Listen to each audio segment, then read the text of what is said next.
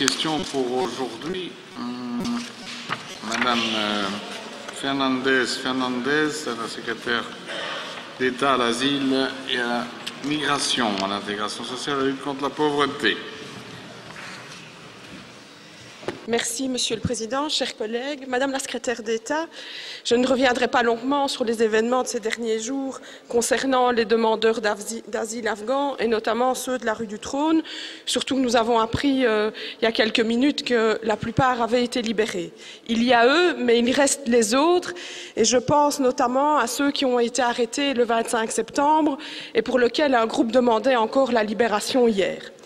Je m'interpelle d'autant plus que la presse du jour nous explique que ces personnes qui sont arrêtées et déférées à l'Office des étrangers pour éloignement sont en fait inéloignables, puisque d'abord, ils ne disposent pas de documents de voyage, et par ailleurs, les autorités afghanes ne leur donnent pas de documents, tout au plus un laissez-passer en cas de retour volontaire, laissez-passer à usage unique qui ne leur donne aucune identité administrative une fois dans le pays. Alors mes questions sont les suivantes. Combien de personnes sont dans ce cas-là? Que comptez-vous faire? Comment comptez-vous résoudre ce problème? Surtout que la responsabilité morale de notre pays pour ces personnes qui sont venues demander notre protection ne s'arrête pas une fois qu'ils ont quitté le territoire. Je vous remercie.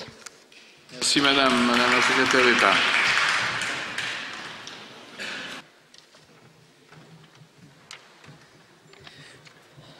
Merci, Monsieur le Président. Madame Fernandez, je peux vous dire que lorsque une personne en situation irrégulière est interceptée, celle-ci est transférée à l'Office des étrangers pour prendre une décision sur sa situation administrative.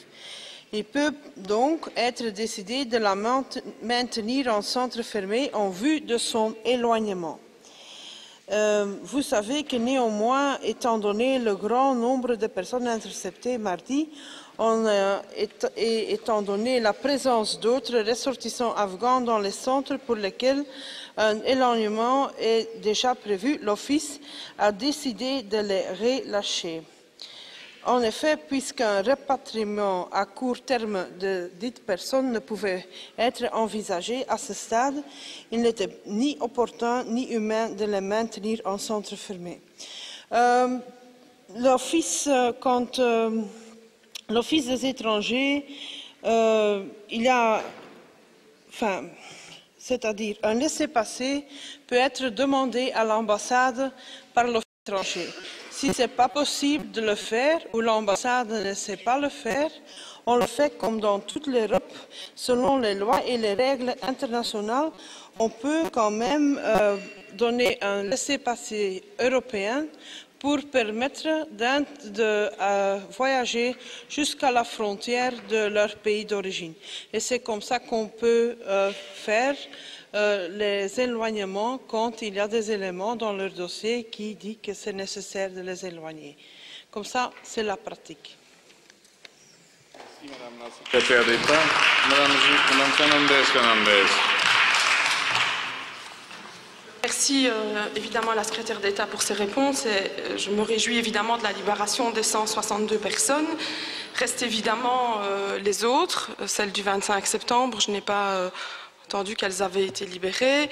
Je me pose aussi la question du sens du retour volontaire et si on peut aussi continuer à les contraindre puisque le laissez-passer dont vous parlez, si l'on en croit la presse, ne leur donne là-bas aucune légitimité et identité administrative. Et comme je l'ai dit pour conclure mon intervention, je pense que notre engagement moral par rapport à ces personnes doit aller au-delà que lorsqu'ils quittent le territoire. Merci beaucoup. L'ordre du jour appelle